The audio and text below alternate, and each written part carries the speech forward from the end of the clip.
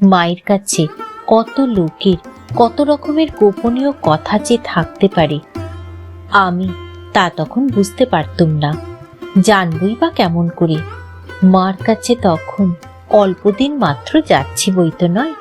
সেজন্য মার বাড়িতে পৌঁছে তাকে দেখতে না পেলে আসবার অপেক্ষা না করে খুঁজে খুঁজে যেখানে তিনি আছেন সেইখানে গিয়ে দেখা করতুম।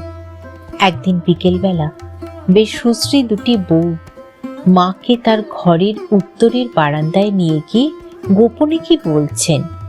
এমন সময় আমি মাকে দেখতে একেবারে সেইখানে গিয়ে হাজির।